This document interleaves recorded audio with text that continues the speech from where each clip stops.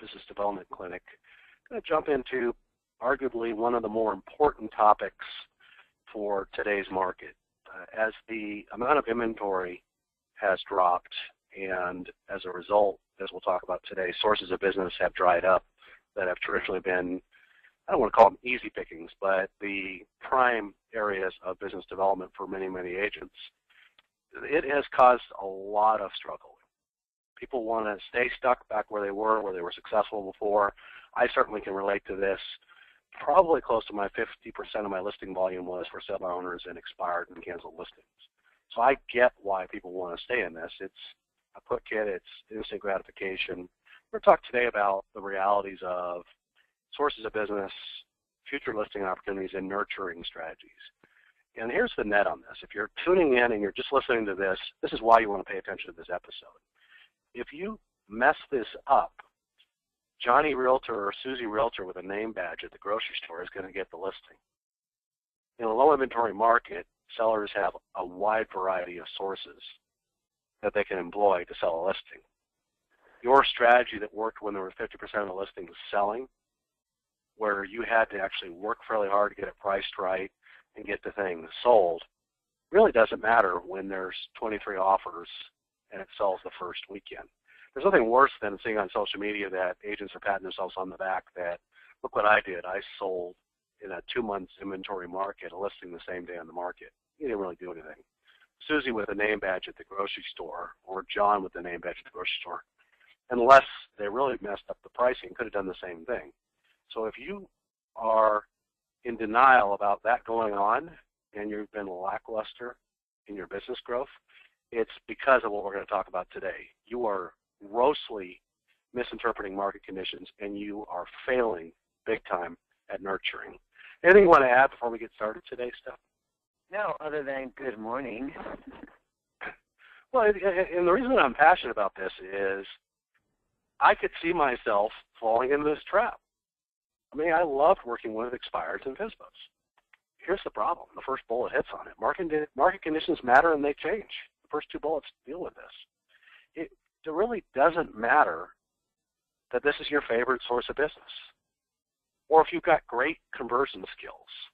The reality is the more low inventory the market shifts, more of a seller's market it is, the skill level gets to the point where this is why agents pour in mass and the NAR ranks skyrocket. Your biggest challenge is that people can pick anybody, and especially if you're not nurturing and following up on them effectively. And if you want to write a bullet point down, please, please, please do not act and look like the rest of the herd. What I mean by that is the silly postcards telling people to put back their, to spring forward, fall back, it's this, it's that, happy Halloween, all of that nonsense comes out just like the newsletters do every month. If you looked and act like the name badge realtor, who can't go to any depth about market conditions, clients are going to think that you're just one of them. And this is one of the reasons, because we don't differentiate ourselves, that the low market conditions is contrary to that it sounds, makes it so much more important for you to position yourself as an expert and that you're going to actually add value.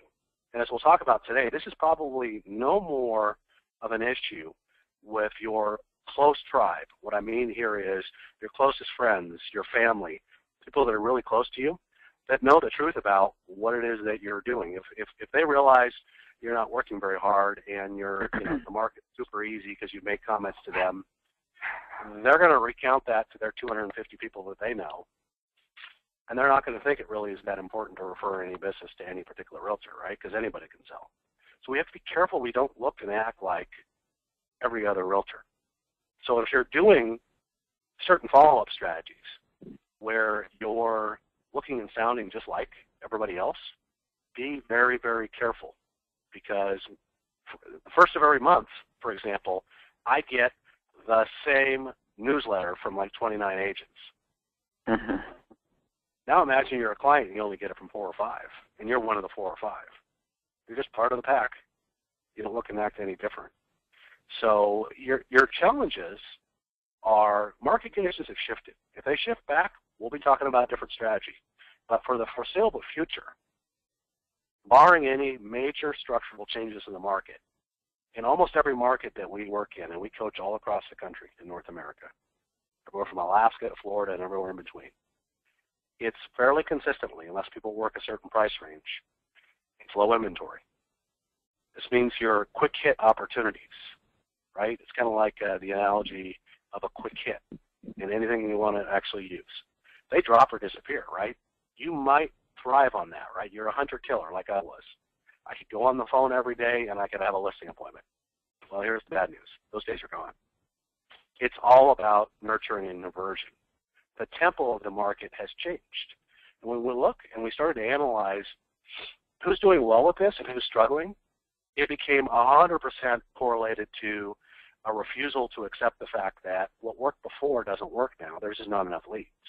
And I'll talk about old expireds and canceled and things like that in a minute, but it's this concept of nurturing. If I'm a hunter-killer and I've honed my skills on this, I long for the days that I can get on the phone, make 30 to 70 contacts, and set 2 and sometimes 3 listing appointments every day that I want to. Those days are gone. So the tempo of the market has changed. As I mentioned before, the skill level has changed too. Johnny Realtor with his name badge, if he has somebody to help him with pricing, can take a listing from you, especially if you're not doing a good job of separating yourself from the pack. Because they're not going to, if they just had a transient passing with you, they're not going to look at you any differently than Johnny unless you do something to differentiate yourself. And this is this nurturing strategy. And what we don't mean by this is these autopilot programs. We'll talk about that quite a bit today on a different slide. You're not selling 100,000 Chevrolets. So get out of your mind, and there's certainly plenty of examples, and I'll talk about reconciling this with what you see with some of the very high volume rainmakers and teams. You're never going to be, for the vast majority of people listening to this, we have close to 100 of you on here today, the vast majority of you will never be building a business that's the equivalent of 100,000 Chevrolets a year. You don't need to have all that technology complexity. And we'll spend a lot of time on this because this has ruined more real estate agents' businesses than anything else, which is the overuse of technology. So let's talk about what an optimal mix is. It's limited to market match strategies. What does that mean? We talked about this before. If your sources of business are going to be matched to the market, if it's a low inventory market, you're not going to go after sources that are prevalent and easy pickings in a high inventory market. They just won't exist. Now, this does not mean that there isn't a tough way to do this. We're aware of quite a few agents who still list expireds. Their conversion rate and their amount of effort in order to get a sellable listing is the tough way to do it. But the thing is, they're willing to do all that tough work because they still strive for that easy, quick conversion. They haven't adopted as much of the nurturing process. You know, when they get into business with us and if they're in coaching, they gradually start to adopt it and see that I got to be doing both. So for the vast majority of markets, you can't have that quick hit business. Where the quick hit business comes from is, which we'll talk a little bit about today, is the database side of things. You're out there, you're meeting people. For example, you find somebody in doing some geographical calling. He says, we're thinking about selling. I may get a transfer to Dallas. You go out, you meet with him. Turns out the offer does not come through. He decides not to take the job. He's so impressed with you that you stay in touch. You prove your credibility and your production that next February, his neighbor across the street says, I'm going to be selling my house.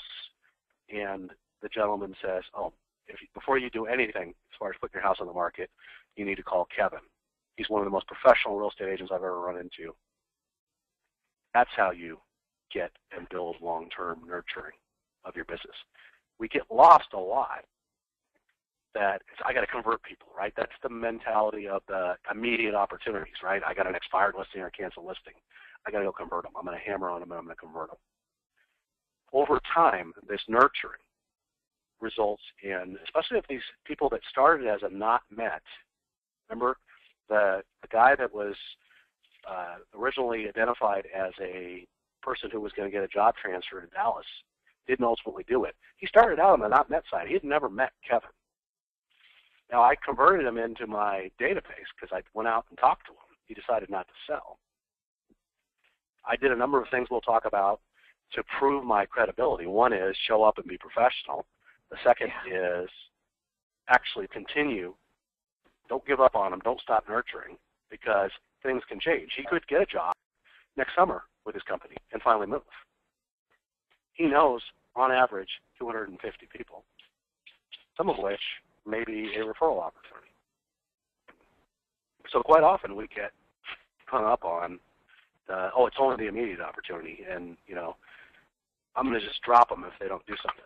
I'm on to the next opportunity. This is a dangerous strategy, especially for hunter-killers that are converting their focus away from expireds and for sub-owners. What I mean by the dangerous strategy is we don't put people into our database. We think, well, if they're not doing anything, I'm not going to worry about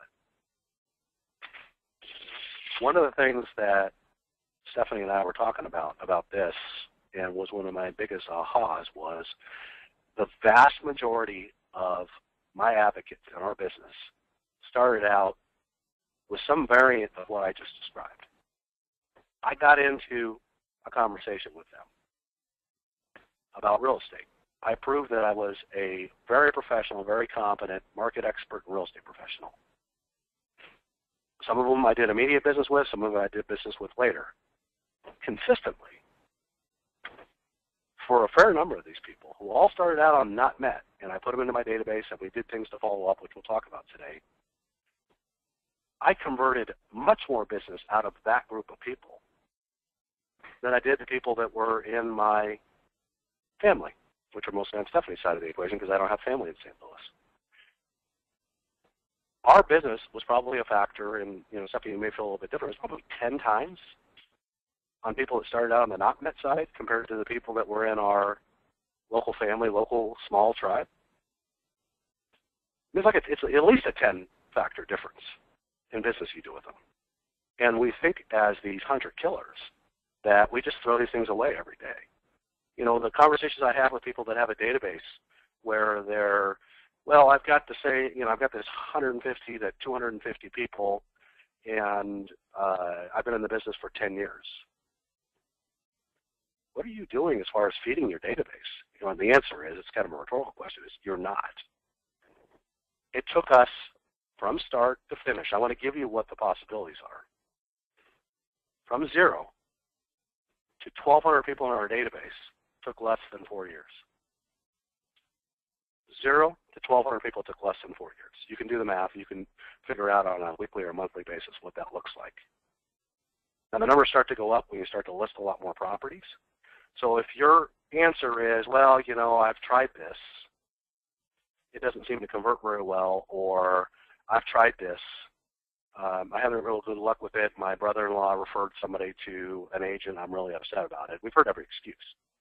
You're missing the biggest part of this. This 10X part, it's go out and meet with a FSBO. Go out on as many contacts and appointments that you can. You run into business owners. You run into everybody else. We inadvertently did this for 2 reasons. One, I was new to St. Louis. I didn't know anybody there. So I just went and met as many people as I could. I was new enough to real estate. Those of you that have heard our story from before, where I had never listed or sold real estate. Not in St. Louis, in general, right? I helped in the back office on a high-volume team. So I figured if I would follow the advice of one of my mentors, it's kind of like baseball or other sports. It's as many at-bats as you can get. And he said, God forbid, don't throw away people from your at-bats. They could turn into business later. We didn't realize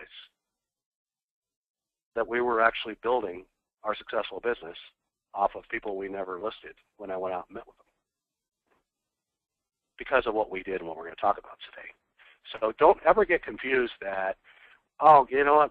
My family and my close friends are terrible at referring business to me. Well, guess what? Start feeding your database and watch it really start to take off. There are some high-volume rainmakers that do this inadvertently And they'll have a database of 500 or 600 people. A lot of them are going to be past clients and people that I just described. And they'll do, just from this one source of business, 75, 80 transactions a year. And when you look at where that person originally originated from, they started out originally as a not met. It was somebody that they didn't know. It wasn't their brother-in-law. It wasn't their sister or son. We have the same horror stories that everybody else can tell about business that we didn't get from family members. And if we had just given up on this and said, you know what, why build a database? It doesn't work. That's not the right answer. So let's talk about why the long-term nurturing process is the key to success. We've touched on some of these, so I'll go through them fairly quickly. The immediate opportunities. In other words, you can't turn opportunities out of a dry lake bed, right? If you go chasing 3 years worth of, and we've seen countless agents do this, expireds, canceled. I'm going to go back for 4 years. I'm going to find something in there. Well, the market's been hot long enough that that lake bed has been refilled with water to see if it'll turn into a fish again, and the fish have been pulled out of the water. Only thing you're going to find in there are skeletons. And even if you find somebody, we've had some agents do this. I want to take you through full fruition. One of the things that you'll see is when you go and do that, you'll find people that'll say, yeah, I'd like to sell. I would love to have you come out and talk to me. You'll go out, you'll run an appointment. And then you'll find that they need too much money or the property's got some physical issue that they won't be willing to address. You're taking listings the hard way. So here's the big one we also talked about. No surprise here. You have a ton of competition. The low inventory market means the competitors just stream into the market, and they're going to take listings left and right from you. Austin, Texas is a perfect example. Everybody is an independent broker here. You drive down the street, and it's like John Smith Realty, and then it's Susie Johnson Realty, and then it's, Yvonne's, Rodriguez. There literally is, in addition to all the franchises, there's like 1,000 independent brokers here. We're so low inventory, it doesn't matter. Sellers don't believe that, that they can do anything other than, I'm going to put my house on the market, and it's going to sell, which is the truth based on market conditions. Except for you see, even in our market, and we work with some of these agents that will do this diligent nurturing, that will actually be aggressive about their business development, they still thrive and succeed, right? You can still do 100, 200, 300 transactions in a low inventory market, but you're not going to get it by just sitting back and hoping it comes to you. You're going to have to go be more aggressive, because here's the good news. These newer agents are taking I ran into you at the grocery store and I saw your name badge listings, but they won't go get the next 10 of them. Your job is to interrupt that process before they run into somebody else at the grocery store or at the driving range playing golf or whatever it is they're doing. That's how they get that. That's their whole business development strategy. The problem is there's thousands of them. So collectively in the market, they suck up a lot of the opportunities for business unless we're much more aggressive in doing this. So you're going to be a function of what you spend your time on. Agents struggle if at the end of the day you had a job and your boss asked you, all right, so how much you're in sales, how much time did you spend on account development, business development, account, and nurturing and closing on accounts this week? And if your answer is somewhere south of 10 hours, imagine you work for a high-tech company, you work for Google, and you went and told your boss that, you would probably be fired. We're firing ourselves on a weekly basis because we're a function of what we spend our time on. As we'll talk about with technology, so many agents are spending time on social media thinking that they're going to build this highly successful business and building their brand and doing other things. Those all have their place, but not in primary strategies. If you're not doing the core business development, I'm going to hammer this home again and again today. John, with a real estate badge and no skills, is going to take your listing opportunity. And that should get you furious because you've worked hard, you've got skills, you do a lot of effort to build a solid business. And this is a zero-sum business. There's a certain amount of transactions in your marketplace. You have to be aggressive about taking those transactions away from these low-skill agents. So that we don't like them, it's competition. I was brand new to the market in St. Louis. I took business away from agents at a pace that very quickly caused these old school agents to say, he has to be doing something wrong. There's no way he can get to 100 transactions in 2 years. It's got to be doing something wrong. People should be talking about you because of the amount of business development and nurturing you're doing, and the inflection that should look like, the inflection point should look like a hockey stick if you're doing this right. People should look at it and all of a sudden they're like, what did he do to his business? Because he's not adding 10 transactions a year. He went to 100 if he was at like 25, or he went from 100 to 225, or whatever your number is. That's only going to happen if you spend time on what you should be spending time on. Here's the bad news. The entire ecosystem that we've talked about around technology, which we'll mention in a minute here, is designed to take your money away and cause you to spend time on things that just don't matter. I learned, as I mentioned it earlier, from my mentor. He was the #1 team leader at Keller Williams. He recruited more people than probably the next 10 team leaders. He was an excellent realtor prior to that. And he told me, the person with the biggest number of opportunities, the biggest funnel, and the most at-bats wins. You'll get good by default if you're at-bat a lot. So if you're going to go do this and win, all you focus on is how big is your funnel. Don't worry about all the rest of it. We love you, Gene. Yeah, no, absolutely. He still operates that way. I had lunch with him last week, and he's still all about the simplicity of, I know if my funnel is 100 instead of 10, I win. It's that simple. If you're nurturing 300 future listing opportunities and not 10 or 30, you will win at a much larger scale. And it really is that simple. And it won't come down to, God, is my postcard the right postcard? Or did I implement the right CRM? Or do all the other stuff? All of that stuff doesn't matter. I can give you the most egregious example of this. And I'll give you the context for what this came up with when Gene told me this. I don't speak Spanish fluently. I don't speak Venezuelan. I don't speak Cuban. I don't speak any of the languages that are very prevalent in Miami. I was hired to come in as a team leader for a Keller Williams office in Miami. There were 67 agents in the office.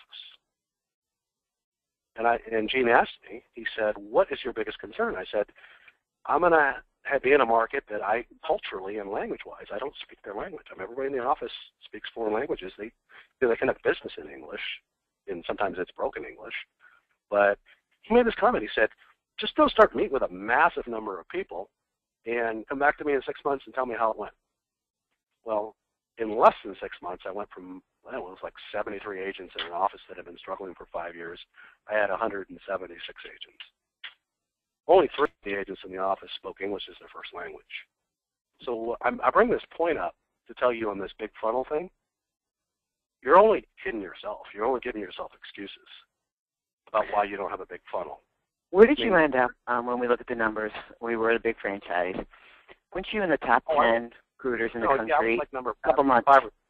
I was like, within 5 months, I was number 4 or 5 out of 600 people, and Jim Frederick was number 1. Yep. And it was pretty consistent that way. And I was brand new. So here's the analogy for this. If you're sitting in your market, don't worry about what you've done in the past. It doesn't matter anymore. Just keep these name badge realtors from stealing your business. Figure out whatever your strategy is. If you're in coaching with us, let's get very focused on how do I get these opportunities in my funnel so I can focus on nurturing them and converting them. Because the biggest funnel wins. Your goal and your focus in the next 12 to 24 months should be how big a funnel can I get on future listing opportunities? Because if you don't identify them, they're going to run into them at the grocery store. I'm using that as an analogy, but there's plenty of places they can run into them. And you have no hope of them calling you because they're not reaching out because nobody's struggling to sell in almost every market. Now, you'll have some people in your database that will call you. But if you're talking about growing a business in this low inventory market, you need to be focused on that. So I mentioned that I'm going to talk about technology. Because we're not building 100,000 Chevrolet Silverado pickups, technology is going to be a tool, and a tool that's a necessary element. In other words, I had a call recently where somebody was like, well, you told me to put things in a database. No, you're missing the point here. Here's the problem in a nutshell. If we look at, in our coaching practice, and also people that we've trained, if the agent or the rainmaker says, I'm doing this major implementation, and I'll just name it by name, especially if it's a major implementation of Infusionsoft, and we're going to set up all this automatic scoring and all this other stuff, we can predict that they will end up in the bottom 25% of the producers in our coaching practice with 100% certainty. The only exception to that, if somebody has already gotten to the point where they've got an enormous business, and the wheels will fall off the cart. I mean by that, like 300 to 500 transactions a year, because then they've got somebody else doing the Infusionsoft implementation. It's just a necessary evil to keep track of all the massive volume, right? They're getting closer to building 100,000 Chevrolet pickups. So don't be that agent who says, oh my God, I've got this great technology tool that I'm going to use, because they're just a tool. And the more you're focused on that, as the previous slide, 2 slides back said, you're not going to be focused on business development. It's not about having the perfect technology solution. It's about having the perfect business development execution. The rest of it will all work itself out. Pick a platform. We use Top Producer. I never actually opened the thing. I gave my information to the team, and they put it in there, and it went into what we'll talk about a little bit as far as our follow-up plans. I relied on my system to follow up with my listing opportunities. Now, I had a lot more immediate conversion opportunities, so I didn't have as much of a nurturing problem. It certainly doesn't mean that you don't use technology to be efficient. I want to reconcile this for you. You need to be careful that you set yourself up to fail, because the technology hides the good opportunities within the masses of opportunities. In other words, it's just, I've got 500 leads. Great. Well, which are your 20 best that'll convert in the next 30 days? And most agents that have these massive technology implementations just treat everything in mass, right? But a little bit's good, and I want to reconcile this against the big funnel. An agent that does well, that has 300 leads, future listing opportunities in that funnel, can tell you by going into their system, I need to call these people in the next 30 days. I got to call these people the next month after that. And this is why, right? They told me this the last time I talked to them. The agent who is overweight on technology implementation that is off track will say, well, you know, I'm seeing that I'm losing a lot of opportunities. When I finally followed up with this guy I talked to in February, he listed with somebody else. The breakage in the process is they don't set a next step and a call. And obviously our recommendation is, if you've been in Listing Mastery and some of the other programs with us, cut it in half, right? My hypothetical of, I may take a job in Dallas, I'm going to be there in January, I'm going to cut the time frame in half. And I'm going to call the prospect. I'm going to use technology to remind me to do that, especially with the numbers we're talking about. So what ends up happening is, if everything's treated equal, I've got 300 opportunities to follow up on, and it's up to me to sift through them. And we've got some coaching clients that have been in the business long enough that they have 2,000 or 3,000 people that they've done business with. And their struggle is they don't follow up with them. They don't make calls. They've automated it to the point where they're just hoping that, and they do a decent amount of business with the scraps of people that do call them. So I don't want you to ever think, because somebody out there in social media is saying, I do this, I send this out, and this happens. A poor conversion rate, 1 to 3% on a massive database could still be a decent number of transactions. But you're not going to do it with any kind of replication. And you're still not going to derail the way we want to and interrupt this process of somebody running into somebody at the grocery store, because you didn't sweep through that marketplace and find that person. So we'll talk a little bit more about that. It should support your nurturing technology, that is, and not replace it. If you're spending more effort trying to figure out how to not do your job, which is business development, right, you're off track, right? We're not making Chevrolet pickups. There are plenty of people in that operation when they make Chevrolet pickups that are on the job to try and figure out how do we drive more costs out of the business and how do we make it more efficient. They don't sell those pickups through prospecting and nurturing, right? They go to the dealers, and the dealers have people that sell them, right? They're selling to the dealers. They don't sell to the end consumers. Here's the bad news for you if you think like a technologist. We do sell to the end user. Now, you may have some great advocates like we did, but you get those advocates by doing business development to them too. Automating it. And we already talked about scoring rules and schemas. The average business model for an agent, you're not at the volume where you need to even worry about that. If you were getting 300 future listing opportunities a month, we'll talk about schemas. We'll talk about things that you need to deal with. Nobody in this group that's on here today is anywhere near that volume. There's very few people in the country that would be at that kind of volume. Even when I was on the team where we had 7 listing specialists, and they did 500 or 600 transactions a year, they had no need to have that kind of automation, scoring rules, and other things. So face-to-face, by phone, beats technology every time. You can use technology to help you. If you're in coaching with us, you certainly heard us talk about proof of production. And what we mean by that is if you're following a business development plan that's listing focused, you have an opportunity to drive the message that you not only are a professional, you list and sell a lot of property through proof of production. The technology that helps you do that is something you should be very, very deep on and don't skip it. What we find is interesting is people mess around with social media and 10 different things, and they let the proof of production go. Or they'd love to be able to do it, but they don't have production yet.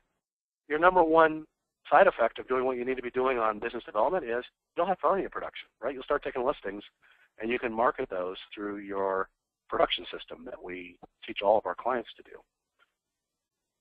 Now, METs versus not METs, we've talked about this a little bit. I'm going to reinforce it again.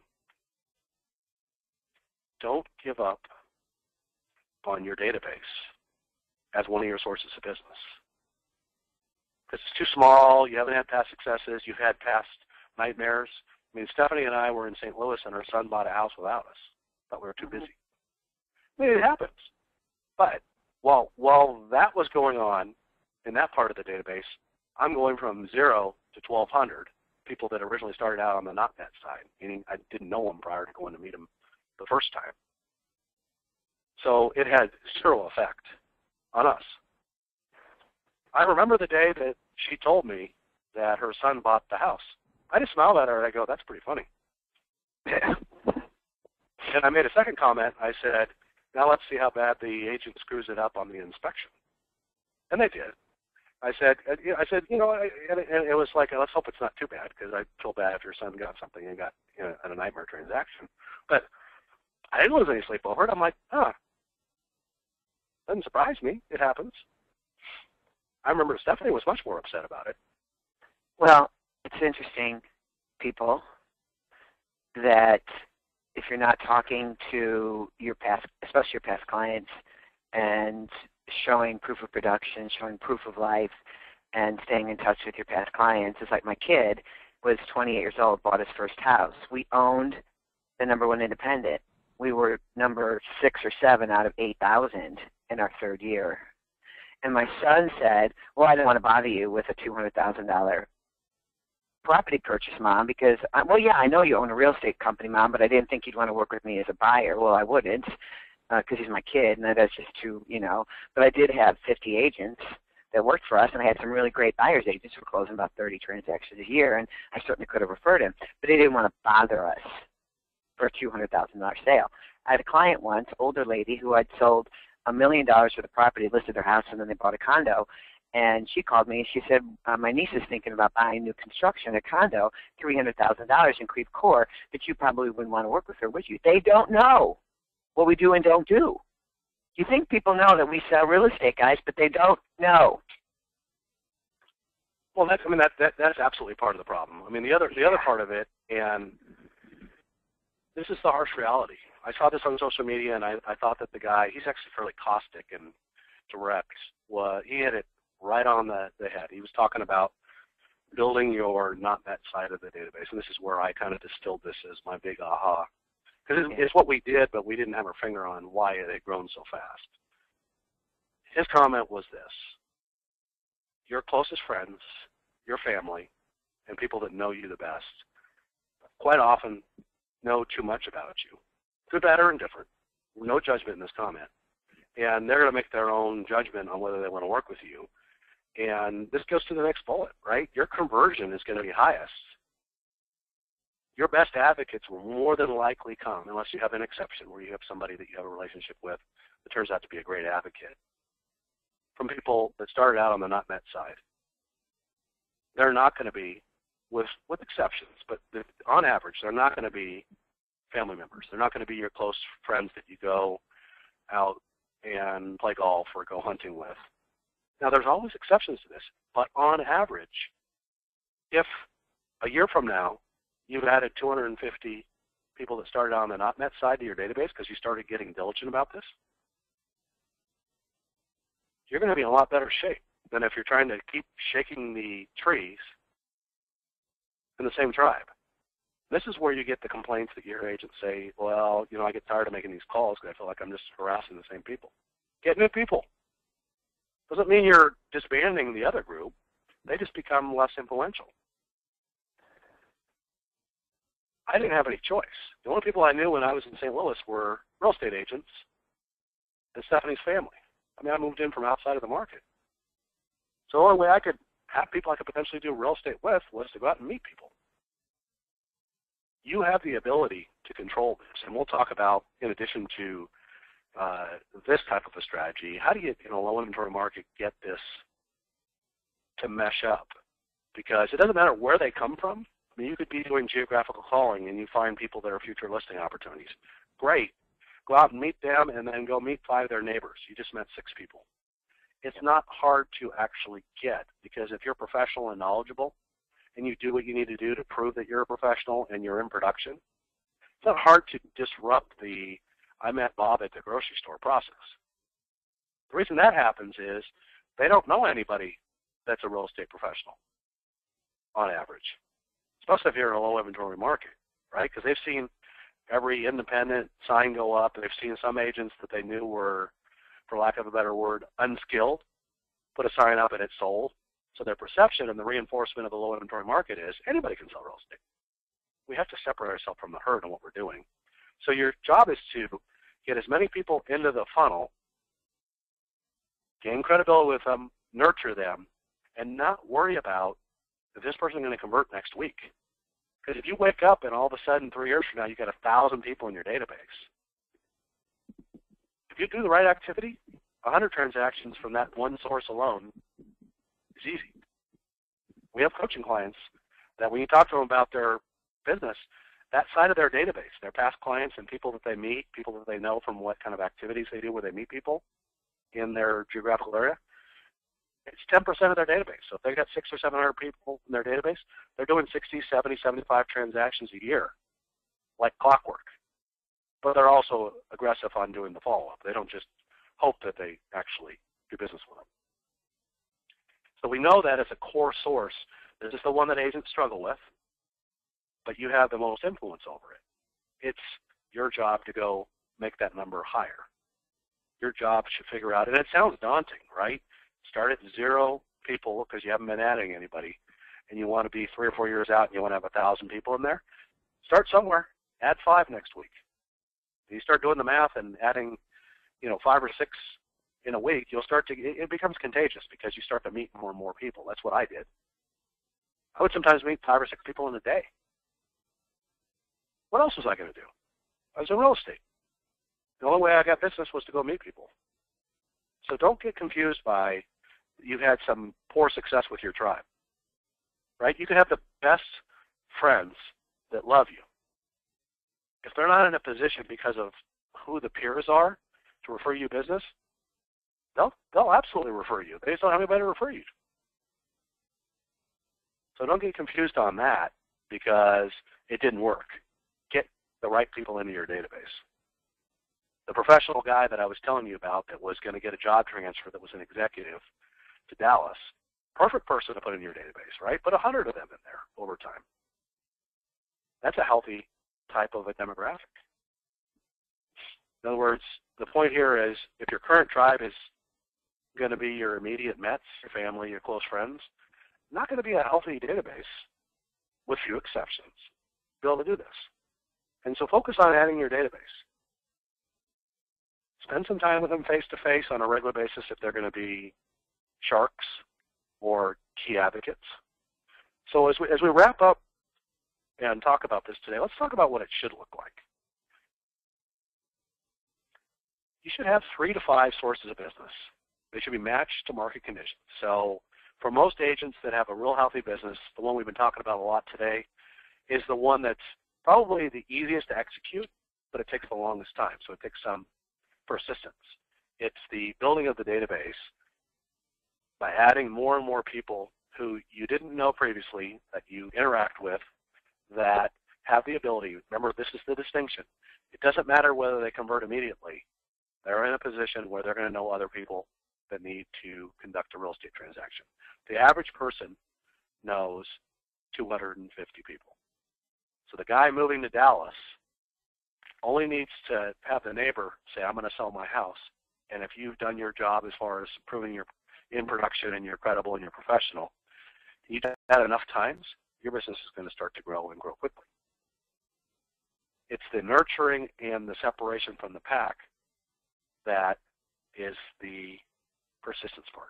It doesn't happen overnight. People get discouraged when they go meet with people and they're like, oh God, I'm only finding people that want to sell next spring. I'm only finding people that need next year. The reason this is a problem is you haven't been doing your job for the last 9 months. There are agents in your market that have been doing this for 12 months that already had the people that said that last year, but they're listing right now. So the bad news is you're not going to be able to fix this immediately for this particular source, but it's one you can't avoid. There's no shortcuts to this. You got to get in there and nurture it. End of story. You got to have your active involvement. You can't do this with technology. It's got to be your active involvement in the nurturing, having those conversations. We strongly suggest, unless you have a massive amount of these follow-ups, that you don't outsource this to another member of your team. We've seen agent after agent fail with this. Yep. You're the professional. The same reason that when you go in to see a surgeon, that when the key conversation occurs, it's with the surgeon, not the receptionist or the nurse. The key conversations and follow-ups. Again, if you have enough volume, you can afford to outsource and separate some of these out, but the vast majority of people are never at that level. So you don't ever give up that nurturing unless you're at a massive level of follow-up. Even my number of 300 future listing opportunities, let's just say you're working 240 days and they're all going to mature in the next 12 months, you're only talking about less than 2 a day. You're going to have a hard time convincing me or Stephanie that you can't follow up with 2 people a day. Because if you work for us and we were at Google, I would just send you to the door if you made that comment. So don't kid yourself that you can't follow up on these things. You're only telling yourself a story. And you should stop telling yourself that story. And that should reinforce for you the reason that you don't need the software system that's designed to build 100,000 Chevrolet pickups. I could set up a card system and do this for 300 opportunities. I wouldn't do it that way. I would use a CRM and keep it very streamlined. Hey, baby, do we? Can I ask you a question? Just for those of you that are listening and those of you attending later, do we really care what CRM you use? Is it important to us in our consulting business that you use this particular software? Do we care at all? We don't really care as long as you use it and not use it to hide behind doing your work. Yeah, so thank you. So as the Rainmaker, no shortcuts. It's all about the number of at-bats and opportunities that are nurtured. You'll always win the more times you go to bat. If you're thinking, God, my gut tells me that I know they told me January that they may make a decision, but I'm going to call them in October. You'll always win if you're overly aggressive on it. Versus, I'm feeling like I'm pushing them. People make decisions on selling property based on professionalism, proof of production, and also aggressiveness. I didn't say being abusively aggressive, but being aggressive, meaning assertive. So don't ever think that you're following up too much. Now, there's exceptions to that. You could overdo it quickly, but always err on the side, especially if your gut tells you, to follow up more versus less. Now, shifting markets, we talked about this, may necessitate a change. Don't fight it. And simplicity beats complexity every time. This is the whole Chevrolet example that I've given. Don't overcomplicate your business. I mean, it's really about keeping it as streamlined as possible. These are big ones for agents. This is what we see. We've literally trained or coached thousands of agents. Mm-hmm. And we hear every excuse in the book about, I hate this source of business, I don't want to work on this source of business. Well, here's the reality. Imagine you went to go work for Google, and they said, your channel that you're going to sell to is, we're going to put our solution into automotive companies. And you're like, I hate automotive companies. Why do you think you'd have that job? Don't let what the market is telling you are the best sources of business dictate your success, because you refuse to participate in the market by not doing what you need to do. The nurturing is necessary to avoid the name badge in the grocery store problem.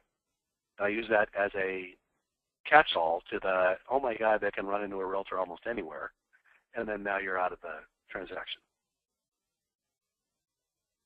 So failing to nurture the largest funnel of mixed opportunities is the biggest risk of failure. In other words, there's two ways to fail. Don't do it at all, in which case you've got 30 listing opportunities in your nurturing, not 300. And then the second way to fail is you figure out how to do a massive amount of activity for a short period of time, you stop, and then you don't nurture. And I guess that would be related to a third one, which is you stop and don't do it consistently. But just don't fall into that trap. Don't worry if you only got 30 opportunities. It's actually going to be fairly quick for you to get to 300 in a 12 to 18 month period on a consistent basis, because you're constantly adding them and culling them. Just like I made the comment when Steph's son bought a house, I had so many opportunities, I didn't care. I mean, oh well. I mean, it is what it is. I listed probably 10 or 15 houses that month and probably had another 10 or 12 pending. I mean, I was like, I can distinctly remember making the comment. She was frustrated because it was her son, and I just smiled and went, oh well. I mean, that should be your attitude. You call up somebody, they're like, yeah, no, I ran into John at the grocery store, and I decided to list with him. Okay, fantastic. If it doesn't work out, I'd love to talk with you further about it. You see these agents come on social media, and they're bitching and moaning about, oh, my God, how could they pick John? I looked at his transactions in the MLS, and he hasn't sold a house in 2 years. Well, welcome to the real world of low inventory. It's happening every week and every day. So don't confuse yourself that you're going to be able to completely interrupt it. The way you win is the large funnel that gets nurtured, and you're able to do that. Don't make your sources of business mismatch with the market. And one of the ways that agents do this is they think that they're above these easy sources. I mean, the extreme example is the geographical calling, right, where I'm going to essentially, this isn't the script, I don't have time to go through the whole thing today, but those of you in coaching know what you say. But basically, I'm calling up and asking them if they're planning on moving and if there's any neighbors planning on moving or people they know from work. Those are so simplistic and so boring. It's not a skills-based conversion that a lot of these agents either just refuse to participate in it. They don't want to do it. Well, you have a couple choices, obviously. You need to get those leads identified because somebody else is in your market, right? Somebody else has decided to either do it themselves or get somebody to do it for you. But just remember, just because it's easy doesn't mean, or it's boring, doesn't mean you should be doing it or not doing it. You need to be participating in the market. If you want to have a big funnel, you absolutely have to participate and do that, regardless of how easy it is. We talked a little bit about this. Inside sales is going to be a big thing you'll see us talking about. We've seen pretty consistently for people building big funnels that properly trained, even outsourced inside sales can add as many as 50 listing opportunities per month. We've also seen consistently that agents that refuse to do the nurturing, they try and figure out anything and everything that they can throw in front of themselves to succeed by not doing any calls, fail. Because of my previous comment on this not being skills-based, you don't confuse yourself with it being boring and what have you. One or two people have to be doing this, an inside salesperson or you, on the initial identification of a future listing opportunity. And then once it's there, you are the best person to do that nurturing. You may get some support from systems. If you eventually get to the point where you've got an enormous amount of them, you may have to split them up into two groups and get some help on it, but for the vast majority of you, you don't need to do that. The reason that this works is if I'm adding 50 a month, I'm getting more and more of these people that would inadvertently run into Bob at the grocery store. Now I've got an opportunity to disrupt their normal practice of picking a realtor, which is, oh, you've got a name badge, how's the market? By showing them via proof of production and also having them meet me at some point so they can see I'm professional and different than the average agent, because they just think everybody's the same. You get enough of those, remember the biggest funnel wins. So in addition to growing my database through these type of sources and others, you could be for sale by owners or others that are prevalent in a low inventory market, but I got to be doing something and I got to be focusing on getting enough of these things. Now the change in the tempo we talked about at the top of the call has to do with how fast they convert. The old days of lots of expires and cancel, there's not enough of them, or if they are out there, they're problematic like I talked about. Those convert fast. In the middle are things like for sale by owners, people that are in your database that you're calling and talking to, where they'll call you and go, hey, our neighbor's going to sell. The stuff that we're talking about as far as nurturing and cultivating activities. The longest term ones are these geographical inside sales type of leads. The only way you can really screw them up is never call them. We have, and I'll leave it with, this is the last comment I'm going to make on this, and then I don't know if Stephanie wants to wrap with any particular comment, but we convinced one of our coaching clients to do calling, and he identified, I don't know, it was probably close to 100 of these in a short period of time. It was less than 2 weeks, because he did a massive amount of it. Now, we went back through activity and wins and losses. 6 months later, I think it was 80% of the future listing opportunities had listed. Very few with him.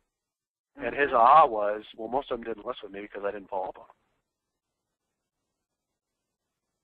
So he had every opportunity to make a boatload of money. The only reason he didn't do it was he didn't do any of the nurturing. So again, there's two ways to fail, really three. Don't do your activity as far as business development.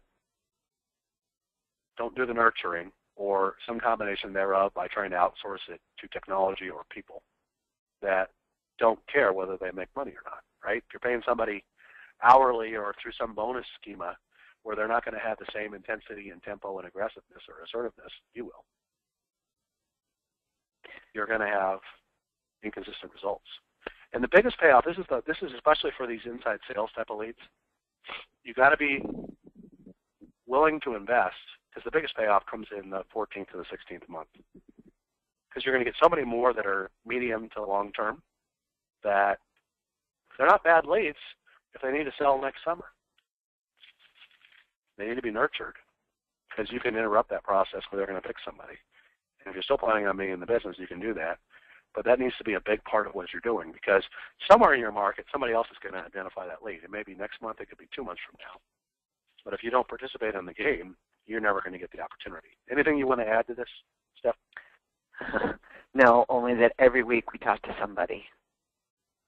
We usually have, we're a small and tight, right? High and tight, like the Marines. Coaching company, we only worked with a few select. And every week I talk to somebody that dropped the ball. They drop their balls. Every week I talk to somebody. I'm like, go back through your leads. That's your biggest source of business, is what's already in your database. And call through I have guys who have lost 10 at least every quarter, simply because they didn't follow through. We don't even call it follow-up in our business.